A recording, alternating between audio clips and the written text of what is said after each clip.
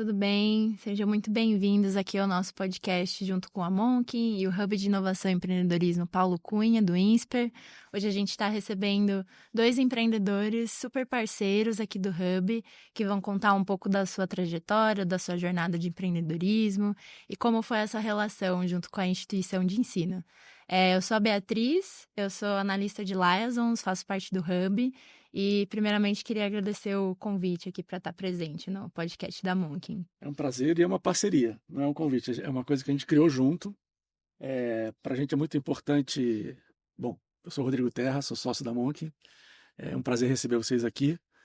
E esse tipo de parceria a Monkin apoia demais porque um dos princípios que eu acredito para o mercado de inovação, para o mercado de negócios, é você dar luz, dar palco para iniciativas que a gente acredite, para poder trocar ideia com quem está assistindo e inspirar todo mundo. E, eventualmente, vocês tirarem algumas ideias daqui também, porque nossos papos costumam ser bem, bem legais.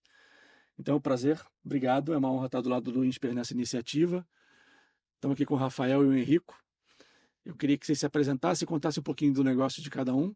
E depois a gente entra nos detalhes de onde veio, para onde vai. Boa, obrigado pelo convite. Eu tenho uma relação de profunda gratidão, né, com o INSPER, com a escola e com o Hub de Inovação. Eu sou cofundador da Demodoctor, né, a gente tem um pouquinho mais de um ano de início do projeto e fomos para o mercado agora em maio de 2025. A gente entendeu, né, percebeu na dificuldade que tem no mercado de saúde, né, para os especialistas. E existe uma área específica na medicina, que é a hematologia, que cuida, né, das doenças do sangue, onde no país tem pouco menos de 3.000 médicos especialistas ativos.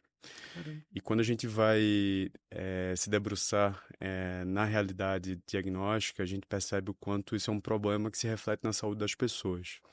O Ministério da Saúde ele admite que algumas doenças graves, como leucemia crônica, demora aí cerca de 10 meses para ser diagnosticado desde o primeiro sintoma. Existe uma outra doença chamada mieloma múltiplo, demora cerca de 6 meses. E são doenças que, quando diagnosticadas tardiamente, além de prejudicar muito a qualidade de vida do paciente, né, da pessoa, impacta muito financeiramente para o sistema, seja no público, seja no privado. Então, a gente entende que só a tecnologia vai ser capaz de minimizar um problema tão grave que a gente tem no país. Curioso, já tenho 32 quilômetros aqui. Boa, prazer. Meu nome é Henrico Gazola. Também eu acho que esse ano fizeram 6 anos de relacionamento com o INSPER. Eu comecei na graduação e depois, em 2021, tive contato, não era nem Hub de Inovação na época, era SEC. Você nem trabalhava lá ainda, né? É verdade. E foi a minha primeira empresa, que era uma empresa de educação, o ASF. E hoje eu tô com o maior prazer sendo cofundador da Nero AI.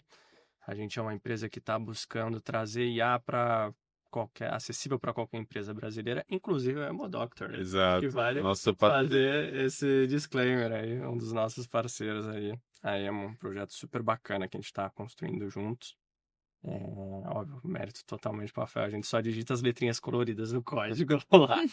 Mas o papel da Nero é ser o braço direito de inteligência artificial das empresas hoje no Brasil. Então, você pega uma empresa desde as que estão começando com um projeto inicial ali para estar seja rodando um MVP, rodando uma POC e que não querem ter esse custo agora de internalizar uma equipe técnica, a gente faz esse papel, que foi um caso bem parecido com a da Emo, eu acredito, até para empresas já mais consolidadas no mercado. Então, a gente pega clientes desde BTG, Fundação Lema, que já tem equipes muito boas, diga-se de passagem de A, mas que às vezes precisam de mais uma mãozinha para pagar alguns incêndios pontuais ou outros projetos que acabam aparecendo no caminho.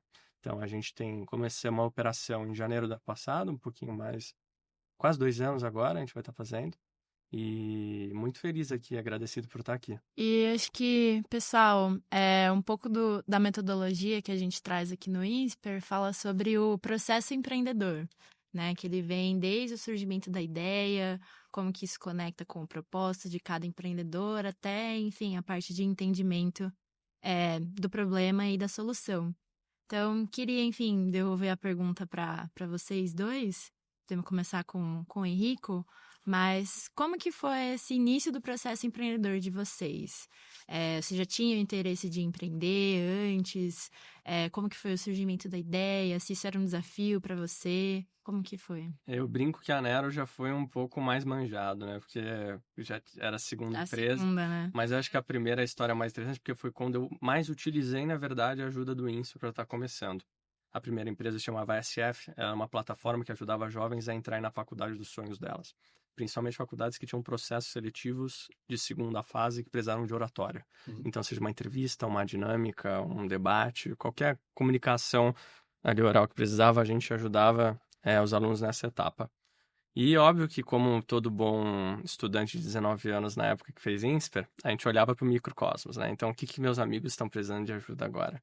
E nessa fase de não saber absolutamente nada, o Hub foi essencial. Eu lembro que no começo de tudo, as primeiras pessoas que me ajudaram no projeto foi o Tomás Martins, e logo em seguida conheci o Rodrigo também, a Manteia, que até hoje está lá como coordenador do Hub de Inovação. Eu lembro que o apoio principal que o Hub deu na época foram as mentorias e as aulas técnicas que a gente tinha de eletivas para os alunos. Então, você pega um jovem de 20 anos de idade e não entende nada como começar uma empresa. A gente não tem uma educação hoje no Brasil, principalmente no ensino médio, de como se abre um CNPJ, como se faz um imposto de renda, qual que é o seu regime tributário. E todo esse apoio inicial que o INSPER deu foi o que ajudou bastante, principalmente nessa parte mais burocrática. O andamento depois da empresa vai muito na tentativa e erro, óbvio que sempre buscando ajuda nas partes mais de ver aqui eu estou rodando certo, eu estou gastando muito tempo com isso, como é que eu entrevisto aqui as primeiras pessoas para entender, no caso, se essa dor realmente é relevante, como que se deve agora próximo processo, eu acho que eu estou precisando contratar alguém, devo, não devo, internalizo, então todo esse começo eu acho que foi essencial, principalmente na parte teórica ali, de como, tirando a parte de na raça ali no dia a dia. Mas eu acho... Exato, eu acho que as mentorias ajudaram a poupar alguns erros, então me ajudaram bastante a trilha de empreendedorismo do Hub. Legal. Diferente do Henrique, eu fiz pós, né? Fiz MBA no INSPER, eu já tinha uma formação. E é engraçado quando as pessoas me vêm falando do mercado de saúde, acham que eu sou médico. Na verdade, de formação, eu sou publicitário. Essa é a primeira pergunta hoje. Eu sou publicitário, me formei e empreendi desde muito cedo. Então, eu também sou sócio numa agência de marketing e me apaixonei cada vez mais pela área de saúde porque a maior parte dos clientes em que eu atuei eram da área de saúde. Então, eu lidava muito com problemas de gestores na área de saúde e aí surgiram oportunidades na área de tecnologia que eu estudo IA já, né, IA aplicada a negócios há um tempinho. E quando eu decidi fazer um MBA para me especializar enquanto gestor, né, que é muito do que o Henrico falou, né, eu fiz curso de publicidade, não tive preparo algum para ser administrador. Mas já estava empreendendo. Já estava empreendendo, aprendendo na raça. Desafios, né? E aí eu fui procurar uma escola, eu morava em Recife, e fui procurar qual que seria a escola referência para poder me conduzir, me preparar mais, né, para lidar com projetos maiores, projetos que tenham impacto mais relevante para a sociedade. E então encontrei o INSPER para me desenvolver enquanto executivo. E foi na reta final do curso, né, onde a gente tem as disciplinas de tecnologia e gestão de projetos, onde a gente aprende especificamente a construir negócios escaláveis. E aí veio a conexão com o Hub de empreendedorismo, que também ainda era sempre, né, a mudança para o Hub é bem recente. E nesse processo, acho que o Hub ele é fundamental hoje para as startups que estão lá no programa, pelas mentorias, mas eu acho que uma coisa que tem muito valor para a gente são as conexões que a gente consegue, né? Hoje eu acho que não teve nada até hoje que a gente tenha pedido ajuda, olha, eu preciso de determinado serviço, determinada conexão com empresa, com instituição, que não tem alguém, eu consigo te conectar com uma pessoa, né, responsável por isso. E para a gente, enquanto empreendedor de negócios tão jovens, né, essa abertura de porta, ela é essencial, é um diferencial muito grande, né? Então, Acho que é um privilégio que a gente acaba tendo por estar dentro do ecossistema do INSPER, que abre muitas portas. Então, a gente hoje tem uma jornada com o Hub de conexão 100%. A própria Nero, né? A gente encontrou a Nero para ser nossos parceiros de desenvolvimento por conta do próprio Hub. Acho que essa conexão também com os outros empreendedores, ela é uma ajuda muito valiosa para todo mundo. Aproveitando aqui, como é que você identificou a dor da questão dos hemogramas, da identificação da avaliação, né, do sangue? Conta um pouquinho mais sobre isso e por que você decidiu seguir nesse desafio resolvendo essa dor. A minha jornada com a área de hematologia começa com um problema pessoal. A minha avó, em março de 2024, ela tinha passado na nutricionista que pediu os exames e viu que ela estava com anemia. E olha, passa no médico, sua avó está com anemia. E ela passou no médico que prescreveu ferro e vida que segue. Ao longo de alguns meses depois, ela passou a ter uns hematomas no corpo. Uhum. Eu achei aquilo estranho e busquei um especialista médico, hematologista, que fez o correto. Vamos investigar a causa da anemia. Anemia, em geral, ela é um sintoma. Uhum. Ela se manifesta por decorrência de alguma coisa. E ele fez todos os exames, solicitou todos os exames necessários para a investigação dessa anemia. São os tradicionais exames de sangue. Exame de sangue, exame de imagem e variados. Dentro dessa jornada, ela já havia passado por outros médicos, além do clínico, geriatra, outras especialidades, e nenhum deles conseguiu identificar a causa e nem suspeitar, de fato, do motivo.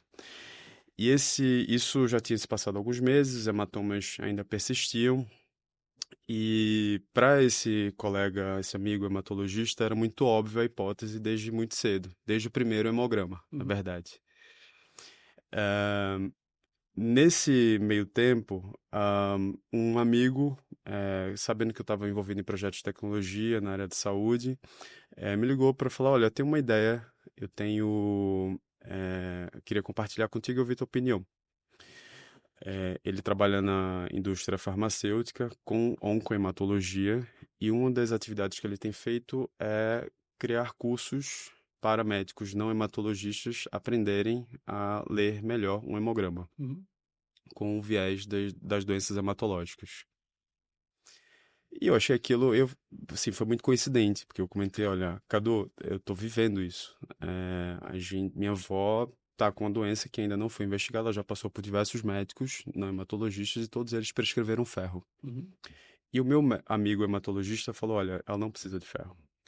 E quando um médico especialista que entende do assunto, ele enxerga o caso, é evidente para ele o quanto aquele hemograma dela já dizia que ela não tinha uma anemia por deficiência de ferro. E uma pessoa que toma ferro sem precisar, ela vai intoxicar. Sim.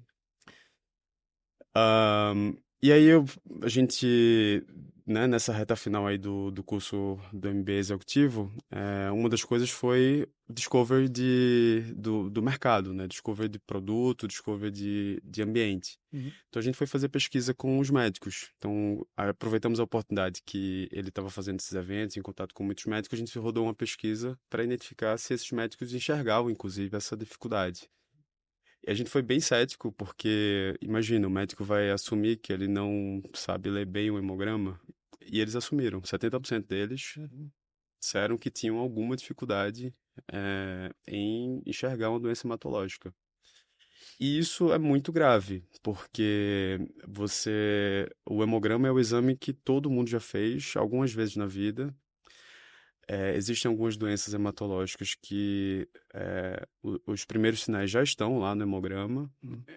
E se esse médico que vai te acompanhar, porque quem vai solicitar um hemograma para avaliar uma anemia na mulher, por exemplo, é ginecologista, é o pediatra, é o clínico. Ninguém tem o hábito, ninguém tem um hematologista. E a gente confia, obviamente, na palavra do médico. Então, a gente entendeu, olha, tem um problema aí. E aí, se aprofundando, a gente foi identificando que, por exemplo, as doenças hematológicas, elas só vêm crescendo também por conta do envelhecimento populacional. Sim. Então, a medula envelhece e ela passa a ter aí doenças mais crônicas, é comum. A gente tem um déficit de médico, tem uma população envelhecendo e adoecendo mais nessa área específica, tem uma concentração desses médicos no eixo sul-sudeste, e uma deficiência dos médicos não especialistas a enxergarem essas oportunidades de diagnósticos. Então, como é que a gente poderia ajudar a resolver esse problema? Com tecnologia, com inteligência artificial. Uhum. Então, a gente foi, a partir desse entendimento que há esse problema, né, a gente resolveu construir uma ferramenta que ajudasse esses médicos a identificarem um problema. Então, na regulação do país, a gente precisa ter bastante cuidado. Obviamente, a gente não dá um diagnóstico, a gente sugere uma hipótese. E a gente foi buscar médicos hematologistas que pudessem, obviamente, construir tecnicamente. Não, construir mesmo a plataforma. Então, o que a gente faz é como se cada médico tivesse um copiloto hematologista Uhum. sugerindo ali, tendo uma visão para aquele exame. Então, hoje a gente já fez uma validação, né, prévia do sistema e a gente está iniciando agora com os primeiros hospitais e ampliando a nossa base de conhecimento para melhoria de algoritmo. Interessante. E essa história dos 3 mil médicos no Brasil, de um assunto tão relevante, né? Todo mundo deveria olhar isso. Sim. O país ele tem algumas especialidades com muita deficiência, né? E embora o governo tenha tido ações aí para minimizar o problema, não vai surgir mais vagas de residência em um volume suficiente. Sim. Esses médicos eles vão estar concentrados no eixo sul-sudeste, nas capitais. Os hematologistas são 70% deles concentrados no sul e sudeste e nas regiões metropolitanas. Então imagine que no norte, no nordeste do país não vai ter. Tem quase 1.000 municípios no país que não tem hematologista. Existem algumas doenças em que, se o diagnóstico ele não for imediato, esse paciente vai morrer. Sim. Então, se você passa no posto de saúde, faz o hemograma e o médico ele vê ali que você tem uma anemia ou então deficiência em outra área do hemograma, ele vai possivelmente prescrever um tratamento ali para aquele sintoma, né, para aquele objetivo específico. Ele não vai ter o suporte ou o preparo para investigar outras causas. A Nero foi um caso mais engraçado, porque eu fui o primeiro cliente da Nero, na verdade, com a minha primeira empresa, que foi o SF, que era uma empresa de educação. A gente estava há 4 anos já no mercado e a gente, por vender preparação de soft skill de oratória, você não consegue colocar um curso, uma aula gravada para o cara estar ali assistindo e depois tá aprendendo simplesmente ali a comunicação assertiva ou interagir com outras pessoas por uma gravação. A gente tinha muito a parte física ali de ter um profissional para dar aquele individualizado para ele, porque hoje em dia o que vende num ticket maior é uma preparação individualizada, né? Eu posso até ter um curso de R$1,99, assim, pode dizer que explique oratória, mas onde o pessoal realmente vê valor é um feedback personalizado para o que ele estava tendo. Então, a gente estava há 4 anos já nesse dilema, mercado cada vez menor, muito nichado, as bolhas que a gente tentou furar não deram muito certo, e aí começou esse negócio de ChatGPT, né, de IA e tudo mais. E aí eu virei e falei, poxa, eu acho que se tivesse um IA que permitisse pegar a oratória ali da pessoa, a maneira que ela está se expressando, e ele mesmo avaliar ela, eu estou escalando individualizado, que antes eu precisava de um professor para estar olhando um para um. Então, eu acho que eu preciso construir algum software aqui que simule uma entrevista, simule uma dinâmica, simule um debate. E na época eu falei, quem que eu conheço que mexe com esse negócio de programação? Porque eu sempre fui um programador muito meia boca. Eu me formei em economia no INSPER, apesar de a gente ter algumas aulas, nada comparado ao restante da equipe da Nero hoje. E aí eu falei, eu lembro que tinha um cara que eu conheci lá no INSPER, no SEMP, né, na Liga de Empreendedores, que é o meu atual sócio, que é o Valentim. Eu falei, o que você tá fazendo da vida? Ele falou, eu tô trabalhando no BTG. Eu falei, você topa pegar um bico aqui pra mim, fazer esse software aqui pra mim? Ele, não, veja bem, tava no BTG, meu corrido, sei lá, fez tudo, jogo ali, ficou me enrolando. No final me cobrou uma nota pra fazer um softwarezinho pra mim de IA. Cara, o software deu super certo, os concorrentes adoraram, todo mundo virou e falou, pô, quero muito isso, o concorrente ligava, você não vai licenciar isso? Eu falei, não vou licenciar nada de forma alguma. Mas eu lembro que foi algo super, que eu falei, caramba, esse negócio de fazer IA para os outros, tipo, a minha empresa não tem nada a ver com uma escola, e pô, você tá implementando isso, dá super sucesso, super certo, né? No final do dia tinha um concorrente que tava me provocando mais ainda para licenciar o software, eu falei, você não quer comprar a empresa toda? Porque eu já tava querendo migrar para a próxima, que era justamente a Nero, entendeu? E eu falei, você não quer comprar a empresa toda? Ele, tá bom. No final, eu acabei vendendo a empresa para esse player, o CPV, que é um grupo educacional aqui de São Paulo. Acho que é um dos maiores do país, inclusive. E compraram o software, adoraram, implementam hoje, vai muito além da oratória, vai para corrigir redação também e tudo mais. E nessa conversa eu já virei pro Valentim, que era meu sócio programador, e falei, pô, esse negócio de fazer IA pros outros dá dinheiro, né? Você me arrancou uma nota pra fazer isso aqui. Por que a gente não abre uma empresa disso e começa a vender pro pessoal também? E ele falou, não, vambora, tá cheio de gente me pedindo também esse tipo de serviço, eu acho que a gente consegue estar criando. Então foi algo que surgiu da minha dor como empresário, que não programava, querendo criar um IA, e acabou passando para, beleza, vamos abrir uma empresa disso e tá vendendo tecnologia para pessoas que também não sabem como aplicar. Então foi algo muito espontâneo, assim mesmo. Eu acho que todas as minhas duas experiências empreendendo muito ligadas a mim, mas é algo que hoje em dia furou a bolha do meu meio próximo ali, como eu te falei, a gente achou que a gente só ia fazer IA pra gente que não programava, mas hoje vai muito além disso, empresas que já têm condições aí de construir softwares excelentes, mas que ainda contratam a Nero por causa da expertise em IA. E como é que você cresceu? Era você e seu sócio, um no BTG, você com um case para você mesmo a partir do seu sócio. E aí, vou virar uma empresa. Eu com a outra empresa na época ainda, trabalhando no M&A da venda dela, a primeira coisa que eu falei pro meu sócio é quanto você quer para se largar isso aí e a gente começar a trabalhar. Aí ele falou, eu preciso do valor X para viver. Então eu falei, então tá feito, o valor X é seu, o meu é zero, quando a gente bater ali um break-even, eu começo a tirar meu salário atrasado e a gente vive disso aqui. Combinado? Combinado. No final das contas, a gente ficou 3 meses ali, mais ou menos, idealizando e logo após 3 meses, como é serviço, né? A gente não vende produto, a gente vende serviço, é a nossa hora e a nossa dedicação. Então, os primeiros 2 clientes ali no primeiro mês de operação, a gente já bateu o break-even e já conseguiu sustentar super bem. Eu lembro que eu coloquei um capital ali para estar sustentando os primeiros meses, mas mal precisou, não chegou em 50% daquele valor, e depois a empresa sustentou direitinho. A maneira que a gente cresceu, né? Eu gosto de falar isso para todo mundo, não se engane que a Nero é uma máquina de vendas, a gente é super pequeno ainda, nosso faturamento longe de ser algo muito relevante, mas é algo que a gente quis tirar nos primeiros anos para justamente entender o mercado. Então a gente tem um máximo de clientes que a gente pode ter hoje em dia, que são 8 clientes simultâneos, porque a gente gosta de oferecer uma solução personalizada e boutique, né? Então a gente voltando na tecla do personalizado que não é escalável, é o que a Nero é hoje, uma empresa que não é escalável ainda no momento. O porquê da gente fazer isso, apesar dessas 1001 aulas que o Hub já deu pra gente de como escalar uma empresa que é totalmente necessária, é por uma escolha própria. A gente queria estudar bastante as dores que tem hoje no mercado, conhecer todos os setores praticamente disponíveis e ver, não, esse setor aqui é um setor que tem uma dor específica que eu acho que eu consigo agregar bastante. E a gente se deu 2, 3 anos aí, basicamente, para ter esse discovery remunerado, que a gente chama de ir prestando serviço para os outros e estar empreendendo. E tem uma entrega de valor, né? Que Claro. seja facilmente percebida, né? Não é um produto de prateleira, né? Acho que é por aí.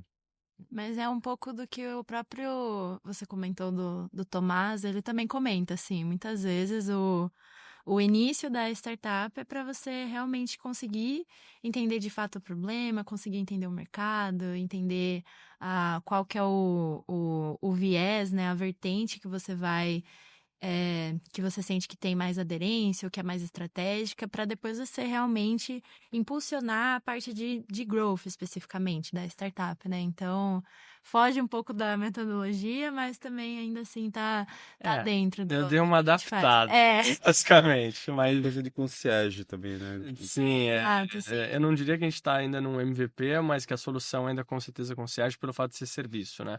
Óbvio, a gente sabe que para você escalar não se escala o serviço, é muito difícil. Você pode ampliar o serviço e aí você vira uma consultoria, uma software house, que é o que a Nero é hoje, só que em grande escala, com 100 desenvolvedores e sei lá quantos clientes. É um caminho, mas não é o caminho que a gente queria tomar desde cedo, senão a gente já teria colocado pau na máquina desde o começo de estar... Hoje a Nero tem 12 pessoas, né? A gente é super enxuto. Mas a ideia é pivotar para o produto, porque a gente acha que para produto, aí sim que o jogo é escala, que é basicamente o que o Rafa estava falando até agora aqui, e é onde a gente vê que é o jogo. Mas qual produto? Então, por a gente ser muito jovem, né, a gente não teve tanta experiência ainda de mercado, né? Eu tô com 25, o Valentim tem 27, então a gente falou, vamos ficar ouvindo aqui, vamos ouvir as dores de quem tem experiência. E aí, com o tempo, a gente vai desenvolvendo, sem pressa, no rush, e com o tempinho a gente depois... Eu acho que o early stage, ele é sobre você conseguir superar os muitos obstáculos que tem ao longo da jornada, né? O Henrico estava comentando um pouco sobre, enfim, capability, mapeamento de oportunidades. Queria que você pudesse comentar um pouco também, Rafael, quais são os principais obstáculos para você hoje em dia e como que você está tentando superar também. Imagino que no ramo da saúde Sim, isso seja completamente diferente, né? totalmente. A gente, primeiro a gente precisava entender qual a nossa entrega de valor para os nossos clientes. E a gente primeiro a gente tinha feito apresentações diferentes para perfis de clientes diferentes. Até entender que, na verdade, a gente precisava ter uma só, e seja qual fosse o mercado, né, daquele cliente, a nossa entrega é a mesma. A percepção de valor que ele tem sobre o que a gente oferece é aí que vai variar. Então, a gente não promete coisas diferentes para clientes diferentes, apesar do resultado, né, na operação daquele cliente ser diferente. Por exemplo, para uma rede privada de hospitais, a gente melhora a capacidade diagnóstica dos médicos, melhora a jornada diagnóstica do paciente, mas em termos práticos, a gente gera mais receita para o hospital, né? Ele consegue captar mais pacientes, reter mais pacientes, e no caso das doenças crônicas, onde ele diagnostica é onde ele vai tratar. Já para a operadora de saúde, a gente, sob esse viés, a gente gera mais despesa para eles. Então, a gente não poderia prometer para o hospital que a gente vai ser um gerador de receita para vocês, e para a operadora a gente vai dizer para eles, olha, a gente economiza. Não. A gente entendeu que a nossa entrega de valor ela é uma só, né? Eu ofereço o suporte para assistência primária de saúde para que ela possa ser empoderada e diagnosticar mais e melhor. Isso representa para a operadora de saúde a oportunidade de ter mais eficiência na jornada diagnóstica dos pacientes, desenvolvimento de linhas de cuidado e, no médio e longo prazo, a redução do custo dos procedimentos e dos tratamentos. É fato, né, que o paciente que diagnostica mais cedo, ele vai ter um tratamento menos invasivo, ele vai internar menos, ele vai evoluir menos gravemente. Então, esse é um desafio, inclusive, que a gente tem nas nossas pesquisas que a gente está iniciando o desenvolvimento, que é medir. Inclusive, a gente vai fazer isso em parceria com o próprio núcleo de economia do INSPER para medir o impacto socioeconômico desses pacientes, porque não só para o sistema, porque ele vai ocupar menos leitos hospitalares, vai fazer tratamentos menos agressivos e provavelmente mais baratos, mas também a redução de absenteísmo, né, a produtividade da pessoa que adoece menos, para que a gente possa mostrar, né, o impacto da tecnologia no diagnóstico precoce de doenças. O segundo desafio que a gente tem é a regulação. Então, a Anvisa, se eu não me engano, tem menos de 100 colaboradores para tudo que é feito no Brasil. E aí não consegue se acompanhar, né, o desenvolvimento tecnológico, né, a quantidade de negócios que vão surgindo e tecnologia que vai acontecendo. Então, a gente está hoje preparando, né, o nosso dossiê para a submissão à Anvisa e ter ali as autorizações formais de operações, seja na sugestão diagnóstica, seja no diagnóstico no futuro. Uhum. Regulação é o segundo desafio que a gente está enfrentando. E eu diria que o terceiro é um pouco de desbravar um mercado que ainda está engatinhando na tecnologia. Muito engessado também, né? Totalmente. Porque por mais que todo mundo... É a expressão everything AI, né? Mas os hospitais eles ainda estão utilizando inteligência artificial em processos operacionais, administrativos. Ainda há pouco uso, de fato, da IA na prática clínica. Você vai ter ali um suporte de transcrição de laudo, a transcrição da consulta, né? O médico perde muito tempo ali tendo que preencher um prontuário e aí ele tem pouco tempo por consulta, então a escuta de qualidade, né, a interação de qualidade com o paciente, ela acaba reduzida porque ele perde muito tempo ali preenchendo. Então, ainda tem pouca IA sendo utilizada em larga escala, em muitas áreas, que dê suporte clínico para o médico. Então, e obviamente, né, a gente é a primeira inteligência artificial aplicada em hematologia em triagem do mundo. Uhum. Existem, eu já posso falar isso com segurança, a gente imaginava que era só do Brasil, mas de fato no mundo é a primeira. Os primeiros estudos e papers publicados na área de hematologia começam a surgir, mas em caráter experimental, né? A gente construiu uma plataforma que é capaz de ajudar o posto de saúde, o hospital privado mais sofisticado que há no país, a rede pública, a operadora. Então, nesse quesito de triagem inteligente para doenças hematológicas, a gente é o primeiro do mundo. Então, a gente também está desbravando, esse é um outro desafio, né? Sendo pioneiro, desbravar esse mercado. Como é que foi a primeira venda de vocês? A gente nunca fala que a primeira venda é a primeira venda. Pelo menos eu tenho um pouco essa teoria, né? De ficar até com vergonha. E eu tinha muito isso, na verdade, no começo, né? Sempre foi um dilema pra mim, né? De falar, pô, como é que o gestor ali de 60 anos de idade, 65 anos de idade, vai olhar pra mim, um moleque de 25 anos, na época 24, quando eu comecei a Nero, e falar, pô, vou confiar aqui centenas de milhares de reais que esse moleque vai me entregar um ROI, claro, numa proposta específica. Então eu lembro que eu me preocupava muito em falar, não, eu tenho que mostrar, e eu perguntava para mentores meus na época, né, como é que eu passo essa imagem que, pô, mesmo sendo mais novo, eu tenho aqui, né, a expertise, hein? E ele foi muito claro, né, com a gente. Ele falou, cara, para de tentar provar que você é mais velho e aproveita o que tem de bom de ser mais novo. Uhum. Então vira e fala, não tem nenhuma solução hoje no mercado que o cara vai estar virando à noite para te entregar esse produto. Não tem nenhuma solução com alguém que vai ter tanta vontade ou ser tão atual que nem eu para estar entregando o que há de mais novo hoje que está saindo por aí. Não tem ninguém hoje que tem um toque tão inovador ou uma presença digital tão forte que nem a minha empresa. Então a gente sempre bateu muito forte nesse ponto da Nero, óbvio que com toda a expertise que a gente tenha, mas por se vender como um insider mesmo ali. Dito isso, a primeira venda, na época eu menti, tá? Eu falei que eu fiz tudo o contrário disso que a gente estava falando. Mas nessa primeira venda em específico, eu lembro que a primeira coisa que a gente fez foi arrumar 3 cases que a gente não ia cobrar nada. Então, 3 cases de 3 empresas que a gente conseguia um contato, tinha uma certa proximidade e conseguia entregar um nível POC ali inicial para ele, de virar e falar, pô, isso aqui você pode usar a partir de hoje, se você deixar eu te usar de case. E aí, a partir daí, a gente pode ir reformulando e falando se você quer melhorar depois. Com essas 3 entregas de graças, os 3 primeiros que a gente fez, essas POCs, os 3 primeiros contrataram a Nero depois.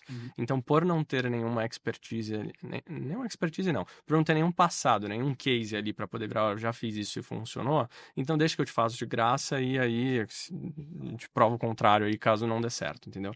Então as primeiras vendas foram assim, foram meio que no jeitinho ali para tentar primeiro entrar na empresa, ganhar confiança e só depois cobrar. A Monk foi assim também. Aqui em São Paulo. Depois eu conto. A gente tá nessa fase de lançamento, né? As nossas primeiras vendas são através das POCs, né? E a gente tem participado... o mercado de saúde está começando a ter muitos programas de inovação aberta e a gente tem aproveitado todas as oportunidades possíveis. O próprio governo começa a acordar para isso, gerar bastante edital de inovação aberta, convidando as startups, porque existe uma regulação muito restrita, né, para LGPD, contratação pública. Então a gente está bastante de olho em editais públicos sandboxes para viabilizar a execução da nossa prova de conceito no ambiente controlado, né, de segurança para dados pessoais, dados sensíveis. Apesar de a gente ter construído de uma forma que a gente já recebe esses dados anonimizados ou pseudonimizados, e a gente tem investido nas provas de conceito nos hospitais, justamente porque há esse receio do contratante, porque ele não conhece ainda. É muito específico, né? Exato. Técnico, Existe uma resistência, primeiro, do gestor médico ele admitir que há deficiência. Os 70%. Exato. Aqui não, né? Os meus médicos não... Os meus? Sempre... Exato. Quando eles conseguem entender, e aí foi aprendizado aí nos últimos meses de Discovery mesmo, que a entrega de valor, ela tem um potencial gerador de receita muito grande para o hospital. E é bom para todo mundo. É bom para o hospital, porque ele gera mais receita. É bom para o médico, que ele vai ter uma gestão inteligente do tempo dele ali. Ele tem mais segurança para a atuação dele. Ele recebe um suporte. É bom para a operadora, que é quem paga o hospital, porque, inclusive, a redução de exames desnecessários é um paciente que circula menos em outras especialidades, vai ser mais assertivo. Eu não sendo médico, eu sempre levo um médico nosso para as reuniões, porque ele... Gerar confiança, né? Exato.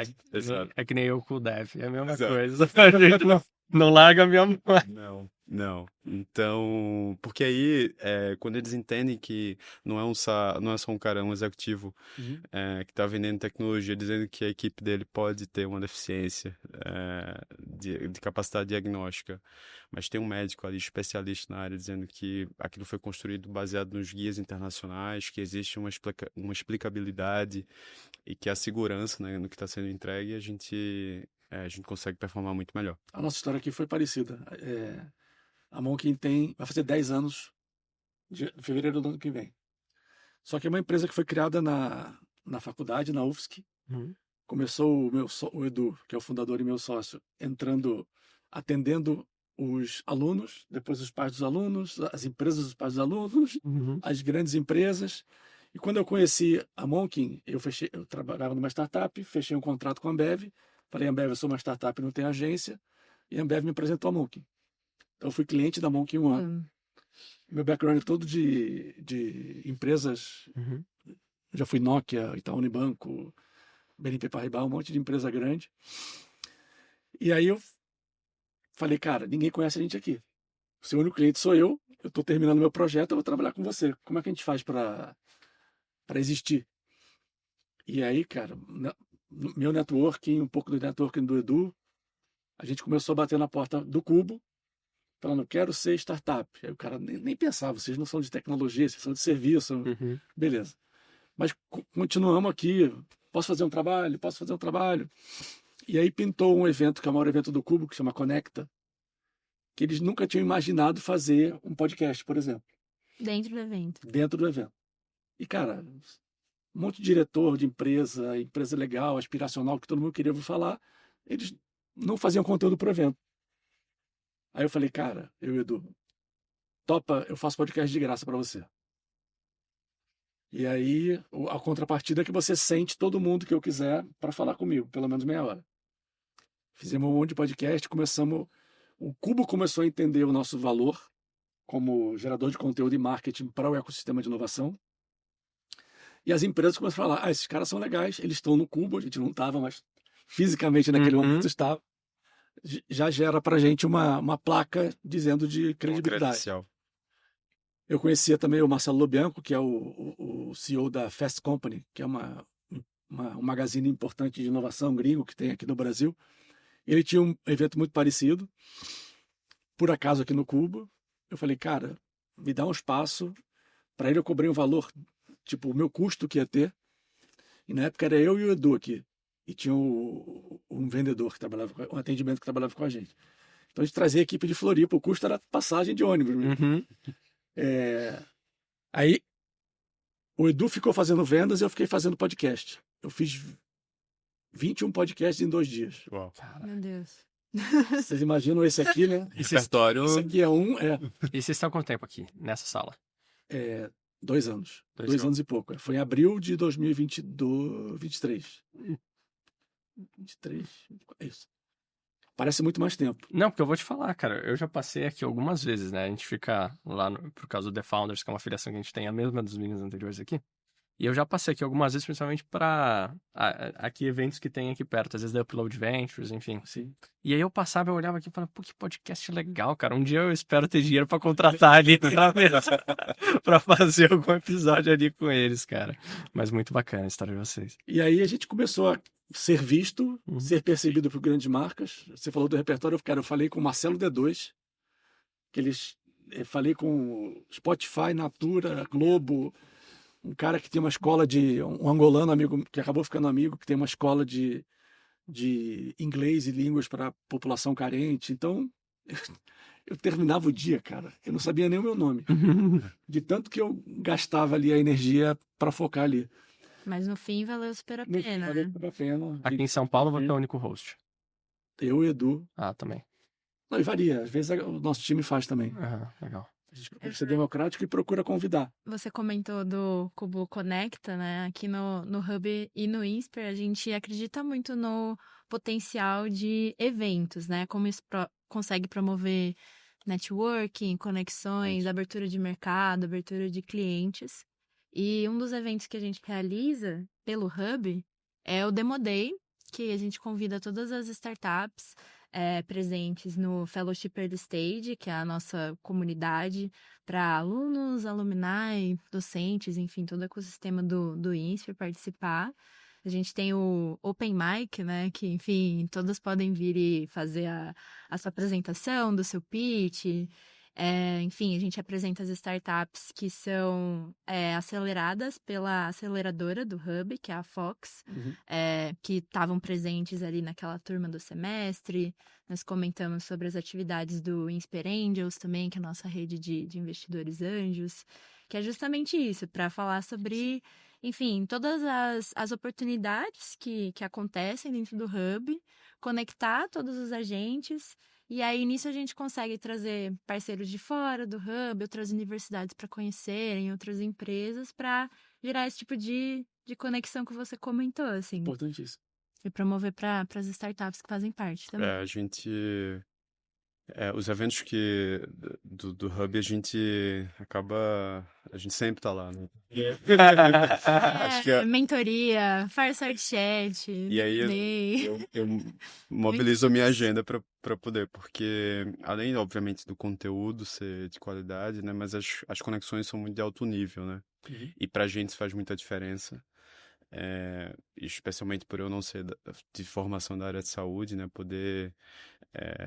e nem de tecnologia, né, originalmente. Então, a gente poder se conectar com gente do setor no nível que a gente tem acesso no Hub faz muita diferença pra gente. Aqui no Cubo tem também. Se inscreve no newsletter. Aham. Tem evento todo dia aqui. Sim. Mais de um, às vezes. Sim. Então, certamente vai ter alguma coisa para vocês. Muitos deles são grátis. Sim. Então, você se conecta com uma bolha fora da bolha do INSPER. Sim, com certamente certeza. vai ajudar. Com certeza. Aproveita, porque vale muito a pena. Com certeza. Quando a gente veio para cá, cara, começamos aqui, montamos isso aqui. Não era tão legal assim. Era parecido, mas não era tão estruturado. Não era tão bacana. Mas tem que começar. Começa do melhor que você tiver e faz acontecer. Muito do que aconteceu foi a gente nos eventos do Cubo, trabalhando para os eventos do Cubo. E a gente fechou ano passado 47 negócios aqui no Cubo. Legal. A gente tem investido bastante em participação de eventos, né, externos. Eu, por exemplo, tenho palestrado em alguns eventos de inovação, participei do Innovation Week, participei do Hack and Play, né, na Universidade de Natal. Amanhã eu vou participar, o que para mim é um reconhecimento absurdo. Eu vou participar do maior congresso de hematologia da América Latina, com um simpósio apresentando inteligência artificial para aplicação em hematologia para médicos hematologistas. Vai gravar? Não sei, mas Não, mas se você gravar, você manda o link, porque aqui vai sair depois de amanhã. Não vai sair amanhã sim, o podcast. Que eu boto no o um link. trechinho. Boa. Me fala. Então, para mim, isso é um reconhecimento e a convite da associação do setor. Para mim, isso é uma validação absurda, Sim. né, pro projeto, inclusive da associação perceber valor e a importância que a gente tem para a sociedade como um todo, né? A gente tem um grande sonho de levar isso para o SUS.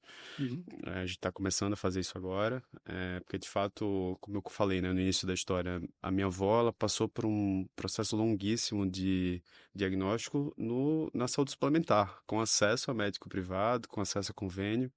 Então, se a gente leva isso para o SUS e para cidades, né, fora das capitais, a gente está, de fato, em apuros. Então, os eventos, né, participar de eventos como palestrante, como painelista, para a gente é uma excelente fonte de canal de aquisição, né, de relacionamento e de clientes. Eu não posso concordar menos que isso. E o Hub também promove muita coisa que não necessariamente é do Hub. Sim. Então, eu acho que vai lembrar, você também estava presente no Web Summit, né? Sim. No começo desse Uma ano. delegação. Uma delegação do Hub de inovação. Aqui no Cubo Vira e Mexe, a gente sempre dá um jeito de vir também, pelo menos uma vez por mês eu tô por aqui em algum evento. E se puder fazer um merchan também aqui, quinta e sexta dessa semana tem a AI Brasil Experience, que é muito bacana, vão ser 2 dias de evento, a gente pegou lá uma stand, a gente tá com um dos patrocinadores e também sempre abre bastante porta, eu acho, para conhecer pessoas de negócio quanto para possíveis clientes. A gente apoia. Ah, que legal. Então, quem apoia todo o conteúdo dos painéis que a gente vai fazer. Vamos estar por lá também. Vamos estar por lá os 2 dias. Cara. Vai ter podcast. Opa. Vamos fazer conteúdo lá para eles, vai ser bem legal. Cara, a gente está caminhando para o final. Uhum. Eu queria que vocês contassem um pouco dos próximos passos. Na Hemodoctor, a gente está iniciando um processo de validação clínica científica, né? A gente fez uma avaliação do MVP com sensibilidade e especificidade, né, na área de saúde, né? Isso é muito importante. E agora a gente está se estruturando para fazer pesquisa clínica em ambiente real na saúde pública. Uhum. Desde a assistência primária, né, unidade básica de saúde, postinho, hospital de baixa complexidade, para triar esses pacientes e encaminhar para alta complexidade em parceria com o Hospital de Barretos, o Hospital de Amor, que é referência na América Latina em oncologia. Então, eles gerenciam diversos serviços na região da assistência primária. Então, a gente vai atuar fazendo essa triagem inteligente e medir o quanto a gente ganha de redução do tempo da jornada diagnóstica e o impacto disso, tanto na saúde do paciente quanto no financeiro, para a gente medir também a nossa acurácia dos nossos algoritmos. Sim. E fazer as melhorias que forem necessárias. A gente tem um estudo muito grande para fazer nacionalmente, então vai ser o primeiro painel epidemiológico de hematologia brasileiro, imagino que da América Latina também, onde a gente tem um roadmap aí de desenvolvimento que inclui tanto o recebimento dos outros exames além do hemograma, e numa terceira etapa, imagem computacional, visão computacional para leitura da biópsia de sangue, né, da medula, etc., para conseguir ajudar ali na etapa final diagnóstica. Então, para o patologista poder receber ali um suporte nesse diagnóstico. Também é uma outra especialidade, especificamente na área de hematologia, que é deficitária no país. Então, a gente tem regulação pela frente, melhoria do nosso algoritmo, né? Teleconsulta, a gente vai fechar essa etapa da jornada, né? Porque, beleza, a gente diagnostica, quem que vai tratar? Sim. Aí não vai ter naquele município, são quase 1.000 que não tem. Sim. Então a gente vai oferecer o serviço tanto de interconsulta, um hematologista nosso dá suporte ao médico lá na ponta, mas também da teleconsulta com o paciente, nos casos onde não houver disponibilidade. Essa é uma etapa que também já está prevista. A gente participa do Web Summit em Lisboa, agora já vislumbrando internacionalização. Uhum. O hemograma é uma linguagem internacional, universal. Então, a gente vê muita oportunidade lá fora também. Sem dúvida. A gente vai estar lá também. Depois, se você quiser, eu te conecto com o Edu. Com certeza, Sim. com certeza. Esses eventos pra gente têm sido incríveis. A gente vai expor no dia 13 de novembro. Uhum. Então, esses são os próximos passos pra gente. Como eu falei, né, o nosso grande sonho é levar isso pro SUS, né? A gente tem uma missão aí muito clara pra gente, que é melhorar a capacidade diagnóstica no país na área de hematologia. Genero, eu acho que ano que vem vai ser um ano bem importante pra gente. 2026 é o ano que muitos dos clientes que a gente começou um relacionamento agora, em 2025, vão começar a ter os seus projetos divulgados e realmente ao ar no próximo ano. Então, da nossa parte, começar e continuar com o trabalho que a gente está fazendo, que é a parte tanto de consultoria como desenvolvimento.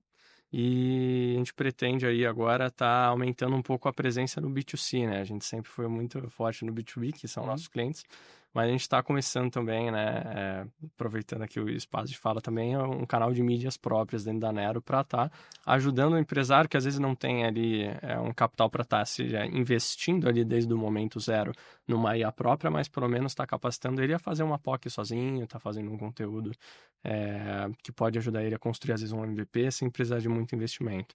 Então, os nossos próximos passos acho que é basicamente isso, continuar com o trabalho que a gente vem feito e começar essa fomentação mais no B2C também. Enfim, acho que o Hub está sempre de portas abertas para tanto startups não necessariamente da rede do INSPER, enfim, a gente tem outras iniciativas também, como a aceleradora que eu comentei, enfim, outros programas também para se aproximarem, né, para serem parceiros da rede do INSPER.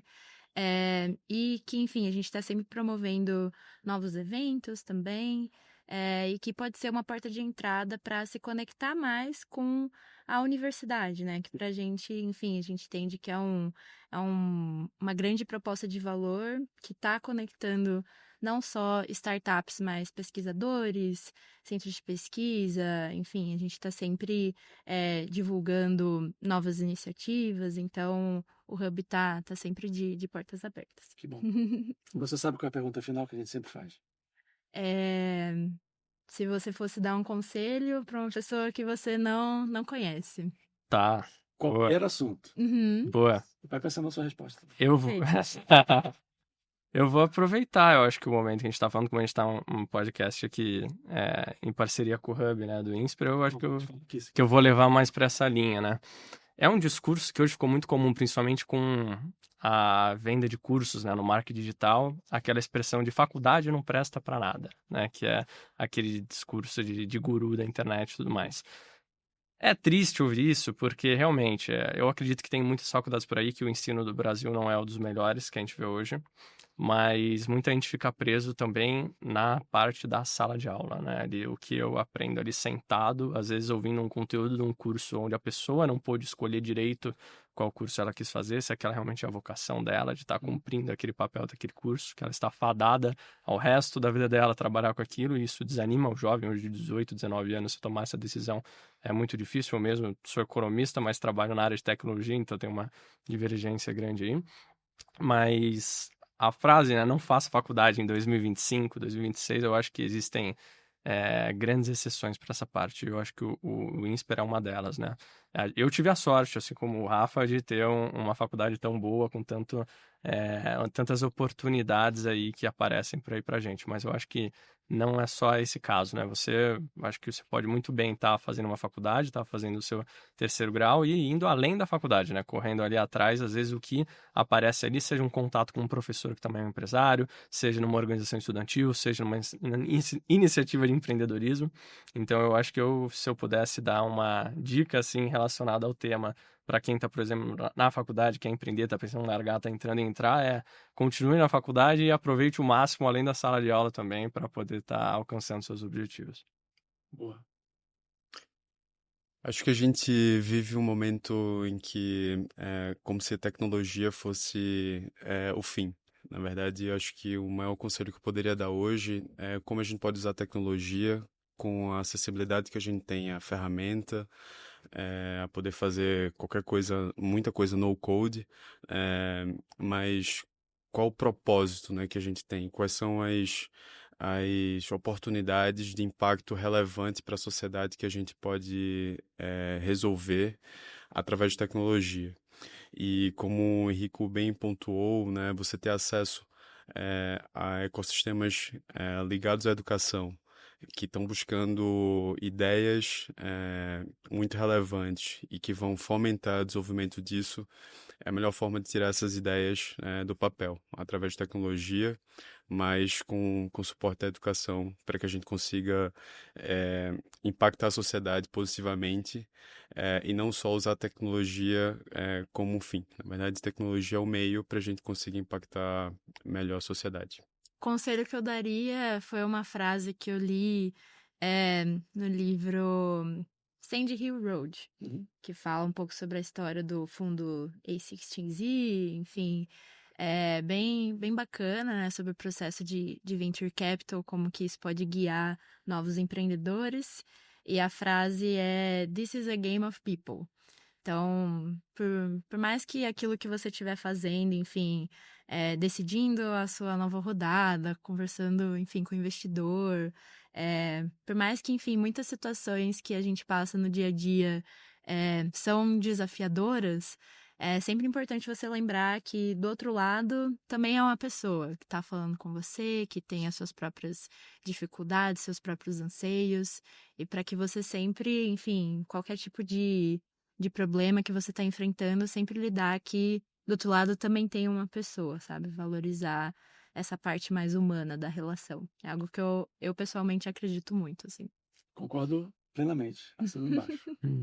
Preocupação com as pessoas é uma coisa que cada vez não é que não se dá o valor, mas passa desapercebido. Exato. Não pode passar desapercebido, é essencial. Bom, obrigado, Bia, Henrico, Rafa.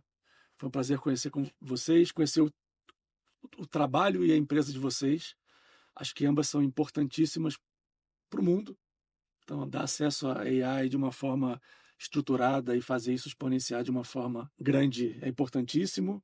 E trabalhar a saúde, não tem nem o que falar, né? Trabalhar de uma forma correta, profunda, técnica e que democratize a saúde para o maior número de pessoas possível. Parabéns. Contem com o nosso apoio no que a gente puder também. A Monkin está aberta para ajudar vocês de verdade. A gente vai cobrar. Pode cobrar. Mostra o vídeo. A gente é cara de pau, hein? O máximo que eu... Tá gravado. Fala assim, agora eu não posso na semana que vem. Isso, ano que vem. Tá bom? Então, pessoal, obrigada por escutarem aqui o nosso bate-papo. Eu espero que tenha sido proveitoso pro lado de vocês também, conhecer um pouco dessas startups incríveis que fazem parte aqui do Hub de Inovação e Empreendedorismo Paulo Cunha. E, enfim, aguardo vocês no próximo podcast. Muito obrigada. Obrigado. Até logo.